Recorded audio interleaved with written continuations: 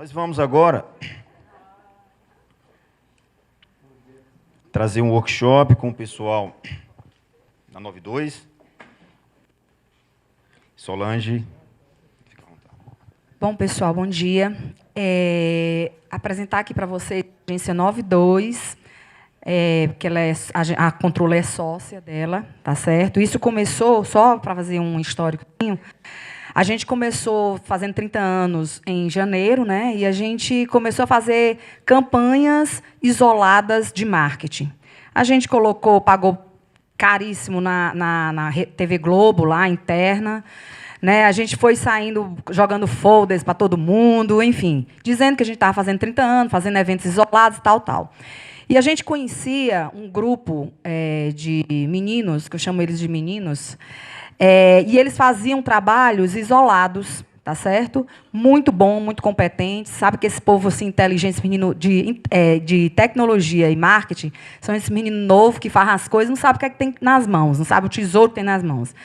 E aí, eu e o Robson disse, rapaz, a gente precisa ter uma força interna aqui na empresa que conduza isso com mais propriedade, com mais profissionalismo, porque acaba a gente jogando dinheiro fora sem saber para onde a gente está levando o dinheiro de um marketing, de uma campanha publicitária, etc.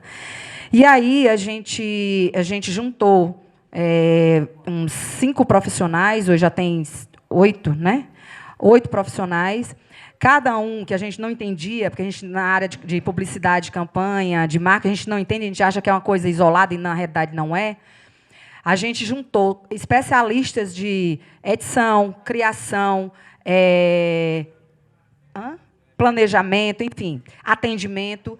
Juntamos e tem um cabeça, que é a pessoa de criação, que ele é o mentor da agência, e montamos a 92. Tá? Na realidade, a 92 ela já foi formalmente constituída em 2019, mas ela já tem 10 anos de fazer esses trabalhos no mercado, mas só de forma isolada e sem formatação jurídica, ou seja, constituída uma empresa. E aí a gente constituiu a empresa e fizemos, na realidade, uma junção deles de forma formal, porque eles não tinham noção. Não vou dizer isso para eles, não, senão eles acham que são bons demais. Mas eles não tinham noção do potencial que eles tinham isoladamente e conjuntamente.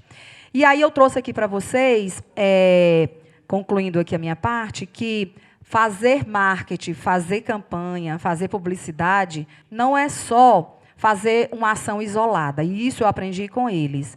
Né? A gente precisa ter ações circulares, segundo eles me disseram, automaticamente, ao mesmo tempo, né, para que a gente atinja o objetivo de fortalecimento de uma marca, de um produto, de um serviço, enfim. E aí, realmente, fez sentido para a gente o que eles estavam passando para a gente. Então, eu vim aqui apresentar a 92 para vocês. O Carlos é o nosso consultor de atendimento lá. Ele veio de uma grande empresa de marketing, de comunicação, de agência de publicidade do Brasil, que é a Delanteiro. Né? Então, quem não conhece, olha aí no site, é uma das maiores empresas de publicidade, mas só que ela é das mega empresas, tá, gente? Não dá para a gente pagar para ela, porque ela é muito, muito cara. E aí, a gente traz aqui uma proposta de valor para a rede, tá? Que é fazer algo diferencial na parte de marketing e comunicação de forma integrada, tá? Para a gente poder entender como funciona isso, até para as nossas empresas. Tá bom? Passar aqui para o Carlos, obrigada, depois eu volto.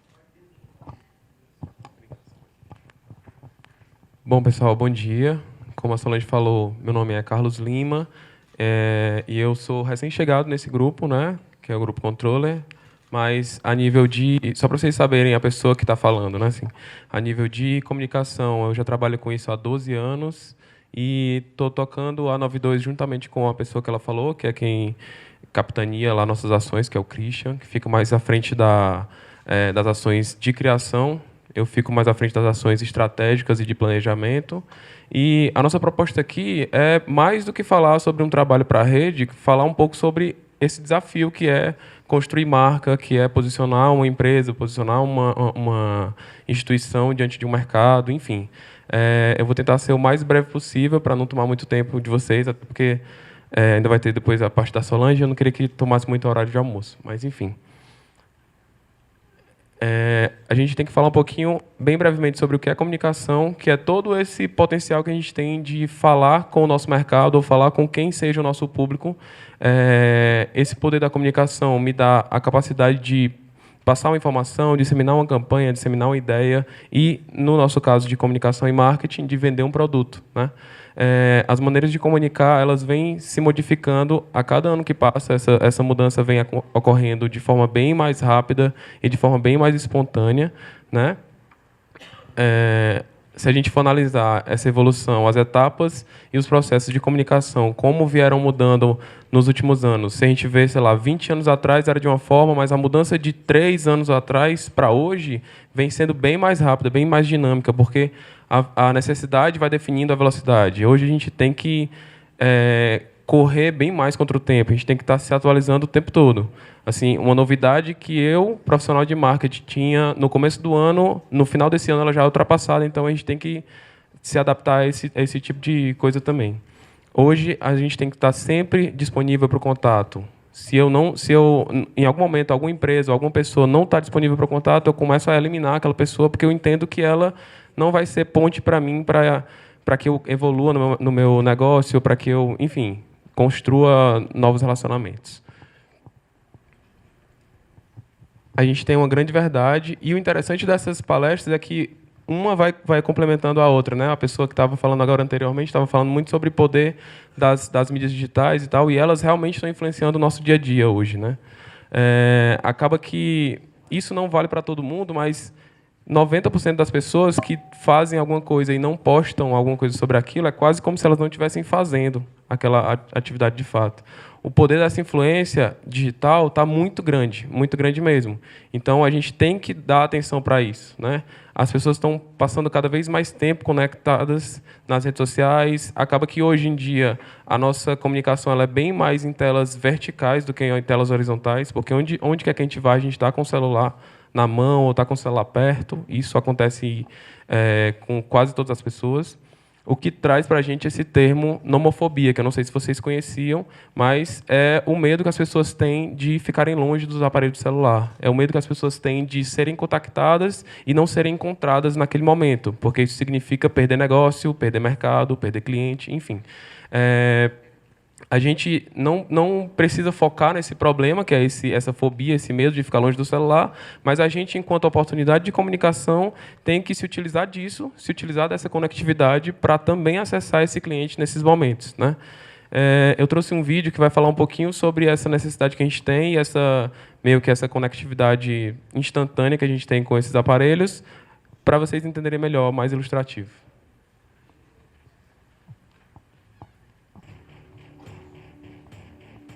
Acho que tinha.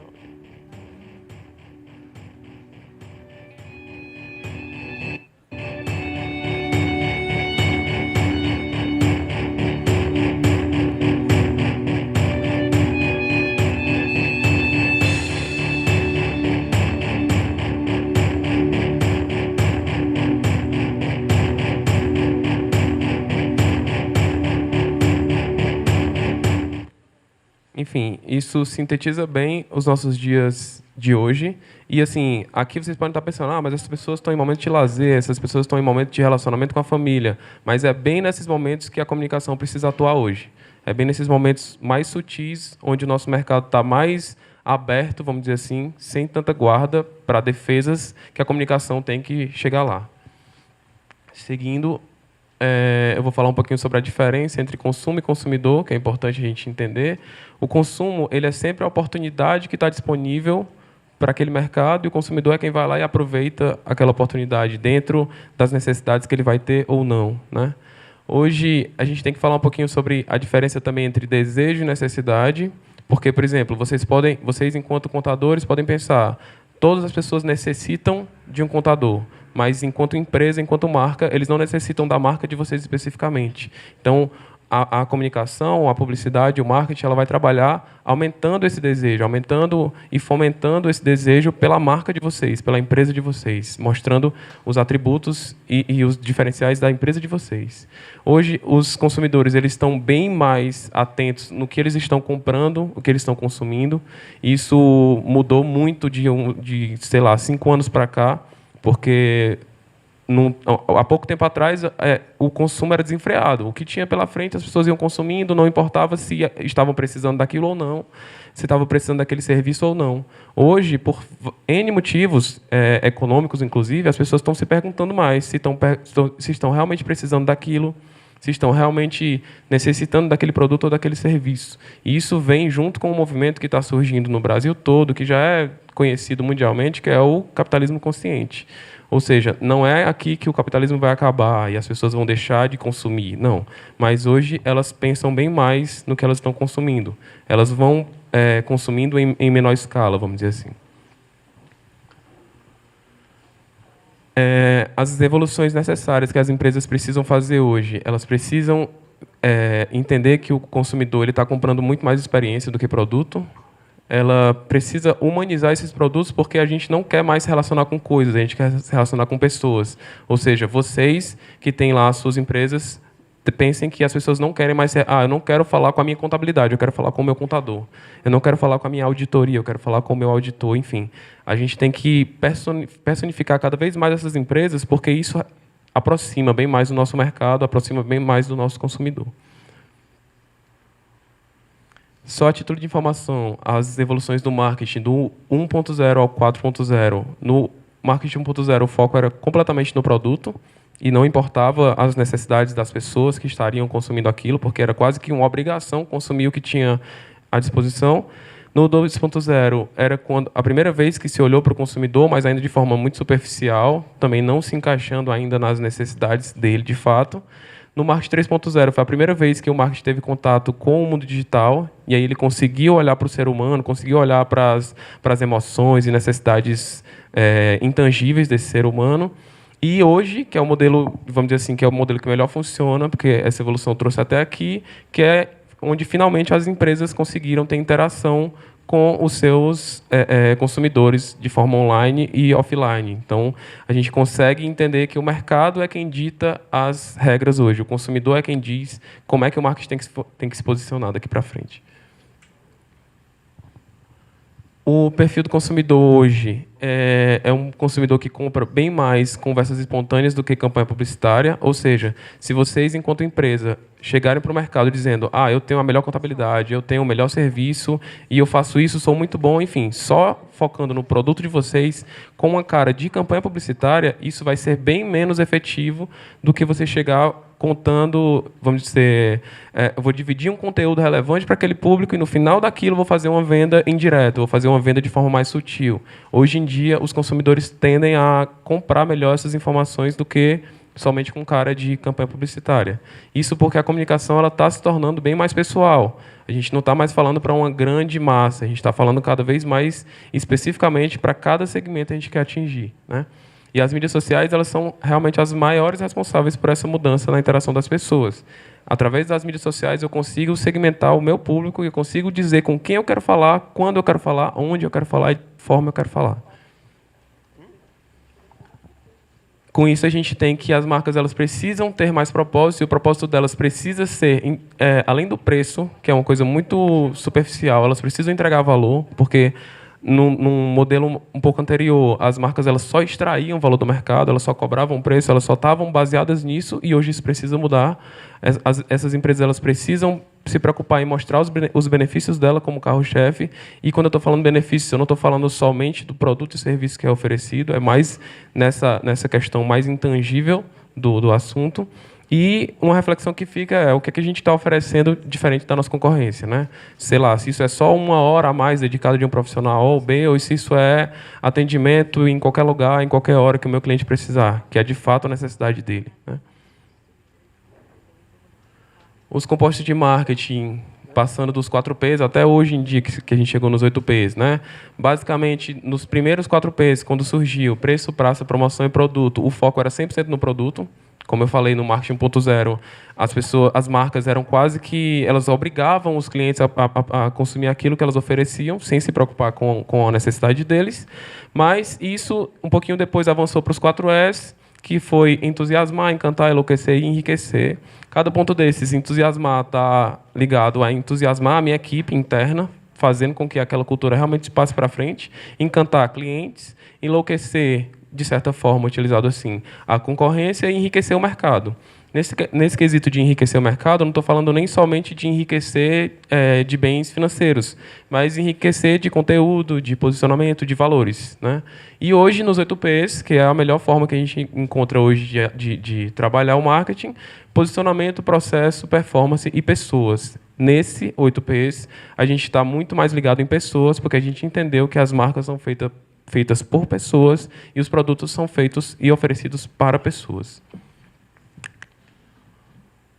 Criando laços com o cliente, a gente tem que entender, de uma vez por todas, que quanto maior o benefício da nossa empresa, mais uma vez, os benefícios intangíveis, maior essa aproximação, a gente vai ter uma fidelização maior de clientes e a gente vai conseguir os advogados das nossas empresas, né? Como é que isso funciona, por exemplo? Eu sempre gosto de falar do exemplo de Coca-Cola, por exemplo, onde já sofreu diversos ataques, já falaram muito sobre a fórmula que vicia, que engorda, que faz mal, mas é uma empresa que se posiciona tão bem no mercado que ela sempre tem alguém que não trabalha para ela que está lá defendendo. Ou seja, a gente precisa entender que quanto maior o benefício que a gente oferece para esse mercado, a gente fideliza e a gente traz esse cliente para o nosso lado. Hoje as empresas precisam vender cada vez mais experiência, né, porque os consumidores eles estão sempre buscando por oportunidade. Como eu falei lá no começo, na diferença de consumo e consumidor. Ele está sempre com o radar dele ligado, então ele vai identificar se é ou não uma oportunidade para ele contratar o serviço ou a empresa de vocês. Os produtos e serviços por si só, se a gente falar deles separadamente, eles vão ter preço e as experiências elas não vão ter. Se a gente focar em vender experiência e focar em trabalhar uma estratégia de venda da experiência em si, a gente vai fugir daquela experiência de chegar no final de uma apresentação, sei lá, vocês vão prospectar um cliente novo, chega no final, o cara fala, não gostei, está caro, porque você está vendendo somente preço. E aí você não consegue argumentar quando você está falando só de preço. Uma coisa que vende, sei lá, por 50 mil reais, ela passa a valer 10 mil reais numa conversa dessa, se o foco for só preço.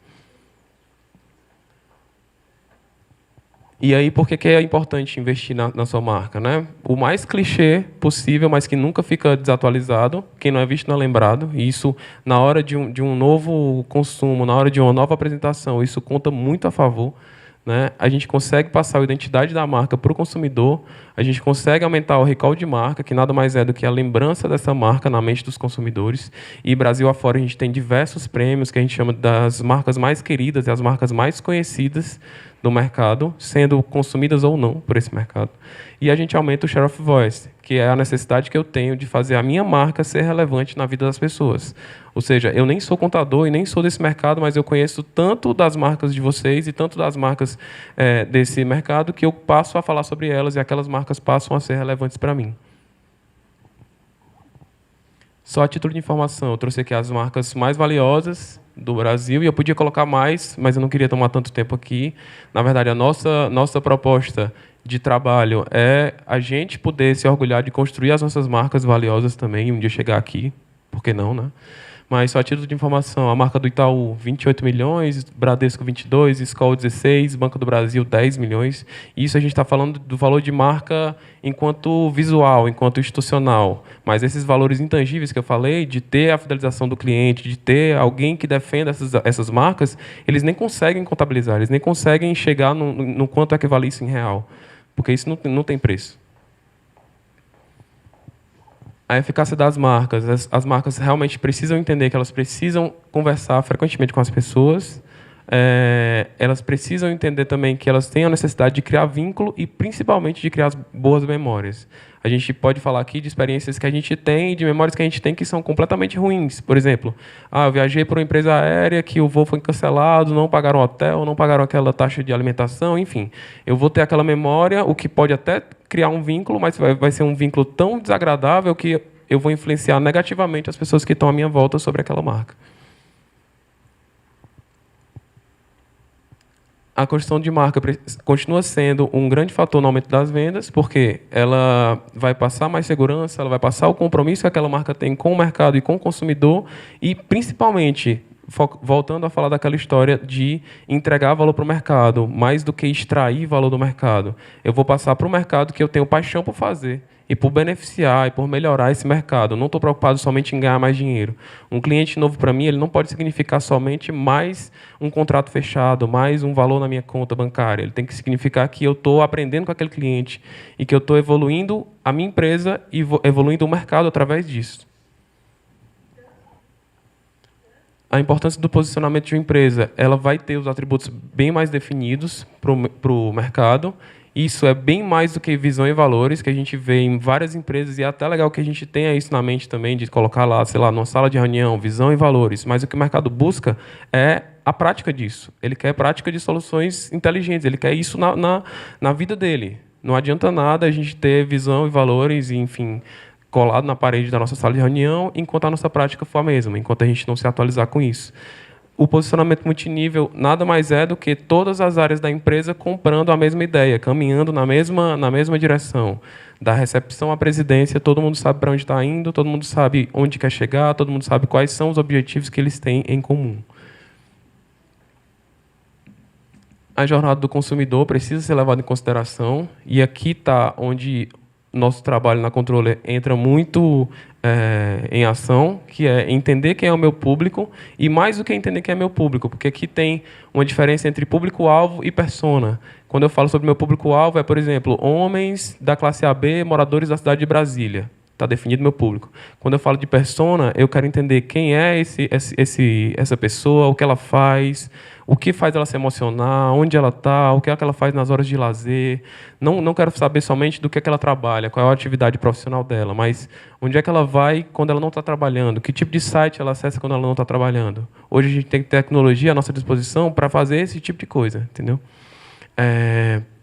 A gente precisa perceber que nós todos somos multicanais e multitelas, ou seja, não dá mais para eu fazer uma comunicação em um único canal e esperar uma eficácia excelente, como era há bastante tempo atrás.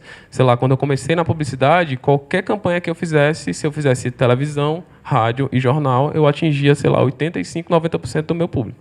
Hoje não está mais assim, porque os consumos de mídia mudaram. Então, eu preciso entender que eu preciso falar com todas essas pessoas em todos os canais, com estratégias diferentes para cada um, para que eu consiga atingi-los. E eu preciso entender onde e como manter esse contato, né? É muito importante saber como manter esse contato. Eu só vou saber como manter esse contato se eu conseguir definir bem as pessoas que eu quero atingir. O desempenho da comunicação. E aqui vale uma observação, que é sobre a constância. Porque algumas marcas até já fizeram alguma campanha e esperaram resultados surpreendentes. Sei lá, eu fiz uma campanha de 1 mês, não tive resultado. Eu fiz uma campanha de 15 dias, não tive resultado, parei. Quando você faz uma campanha, inicia um trabalho e para, quando você retorna, você é desconhecido para o mercado de novo. É uma coisa que a gente até fala muito nas nossas reuniões lá. Eu fiz uma campanha, não obtive resultado, então eu não vou fazer mais. Na verdade, esse é um dos principais erros que uma empresa faz. Porque a gente tem que observar essa necessidade que a gente tem de trabalhar essa marca para a gente ter esse alcance inteligente. Tem uma frequência de vezes que aquela pessoa precisa ver a marca para que ela ache aquela marca relevante. E com isso a gente vai vencer a crise, porque imagine vocês que muitas empresas saíram de campanhas publicitárias agora porque o mercado está em crise, porque recessão econômica, enfim. Mas o correto nesses casos é diminuir esse investimento, diminuir essa frequência na comunicação, não sair completamente. Porque em algum momento essa crise passa e as empresas que não saíram, as empresas que não desistiram desse contato, elas vão estar numa posição melhor do que as empresas que saíram completamente. Porque elas vão ter que voltar a fazer contato, elas vão ter que voltar a ser relevantes, elas vão ter que voltar a entrar no radar desse público consumidor. E aí é um trabalho bem mais cansativo do que começar do zero. A influência na era digital. A gente tem que entender que não tem como lutar contra isso, mas então a gente tem que aprender a ser aliado e, como eu estava falando lá atrás, a gente tem que fazer uma comunicação integrada. Tudo é soma, não tem um meio ou um canal que vai substituir a outro. Eu lembro que muito se falava quando a televisão surgiu, por exemplo, vai acabar o rádio. Quando o rádio surgiu, vai acabar o jornal. Tal mídia vai acabar com a outra. E não, hoje a gente entende que é tudo integrado. Se eu faço só televisão, eu não tenho o rendimento que eu tenho fazendo televisão e internet, por exemplo. Então, a gente tem que aprender com isso. A gente tem que aprender com essa nova era. Não fazer somente o digital, porque muitas empresas, até coloquei aqui uma observação, muitas empresas cancelaram vários contratos de publicidade fazendo só o digital. Mas, dependendo do negócio de vocês, dependendo de para quem seja a comunicação de vocês, isso não rende tão bem. Porque, como a Renata estava falando agora anteriormente, quando ela citou a blogueira, ela vai lá no salão, ela fala, gente, esse salão é ótimo, pintei meu cabelo aqui, gostei, e as pessoas vão na hora no salão. Se as pessoas não forem naquele momento, elas não vão mais, porque aquela comunicação ela dura 24 horas só. Se vocês quiserem fortalecer marcas, se vocês quiserem posicionar realmente, passando os valores das marcas e das empresas de vocês, vocês não vão conseguir fazer isso tão simplesmente somente no digital, porque o digital ele tem um prazo de validade mais curto. Então, eu consigo fazer uma sustentação digital, mas é nos meios tradicionais que eu construo marca. Hoje, o consumidor está bem mais exposto, né? Ele passa muito mais tempo online, e isso é excelente para a gente, porque a gente vai conseguir fazer essa sustentação com ele no mundo online também. Os celulares a poucos metros, isso muito devido àquela história da nomofobia que eu falei no começo. Os indivíduos hoje eles estão bem mais racionais e menos emotivos, e aqui eu não diria nem menos emotivos, mas menos impulsivos, porque antes o consumo ele era feito assim, de sopetão. Eu estava passando por uma oportunidade, vi, quero, já consumi, quando menos espero, já nem estava mais precisando daquilo. Hoje não, hoje a gente está estudando bem mais quais são as vantagens de consumir ou não algum produto, né? É necessário a gente planejar e investir certo, nos canais certos, nos momentos certos e com a frequência correta. A cultura das marcas, uma marca saudável hoje, ela precisa estar em constante evolução, e, principalmente, ela precisa buscar essa evolução através do consumidor dela, ela precisa fazer com que o consumidor dela tenha mais voz e influencie mais o negócio dela, e ela precisa trabalhar a inovação como base do negócio. E aqui, essa inovação, a empresa de vocês é que vai dizendo isso através do consumidor dela. Porque, por exemplo, antes a gente tinha, no sentido de contabilidade, a gente tinha que preencher uma lista de documentos muito grandes. Hoje a gente já tem software e tecnologia que faz isso via sistema. Então, isso foi uma necessidade do mercado, não foi uma necessidade da empresa que criou o sistema. Aquilo surgiu graças ao mercado ouvir o consumidor e ver o que é que ele estava precisando. Então, uma empresa que trabalha bem essa cultura, ela tem que aprender com isso.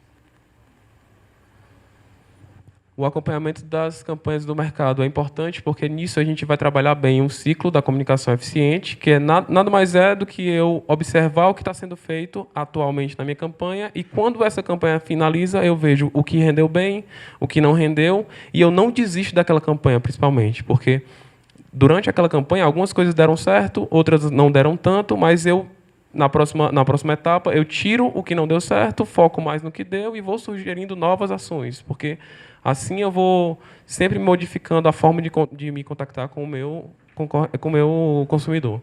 A análise da concorrência é importante e muitas empresas não focam assim na concorrência, não usam a concorrência de forma mais inteligente, porque a concorrência ela dita para mim como é que o meu negócio também tem que ser, né? Ela me mostra como é que o mercado está se comportando, se eu estou no caminho certo ou não. Analisando a minha concorrência, eu também consigo chegar lá. E as projeções futuras eu vou obter através disso, através de ver a minha concorrência, através de ver as ações que eu estou fazendo, e eu vou conseguir planejar novas ações. Para finalizar, eu acho que esse vídeo que vai passar depois dessa tela vai falar muito bem sobre isso que eu estou falando, principalmente sobre esses canais de inovação e essas necessidades que a gente tem de aprender com o nosso consumidor.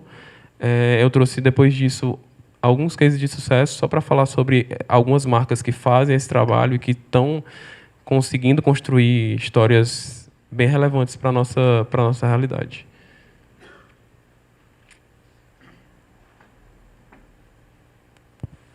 Every customer is the most important customer. Think about our business. We sell 1.9 billion drinks a day. Good companies have to be on the front foot. They have to understand the expectations of the modern customer, the speed they want, the data and intelligence that they want to see, the help they want with their business to grow. That means full integration with our customers. That's how we win. That's our magic. Today we live in fascinating times. Technology is driving immense change. And I think it's exciting that we embrace that, making certain that our customers always have good experiences. If you think about our sales department and service departments, if you want to use old terminology, they were kind of different departments working sort of in silos. There was communication, but it wasn't fully integrated. And that was a big gap for us. Previously, our call center agents were just taking calls that were around issues or things that weren't working well. Today, they've been trained no different than a sales associate. They have significant information in front of them that now even allows them to create sales. So we've really brought team-based selling to life. When we are able to move at a faster rate of speed, we win and our customers win. When we're able to place new equipment, we're able to quickly drive sales. It's good for the customer, it's good for us. So it's taken us from a transactional relationship between Coca-Cola and a customer to a true business partnership, and they love that. And when you really look at where we're at, our digital journey has just started. I think that the fun times are ahead of us, and Salesforce is going to be a big part of it.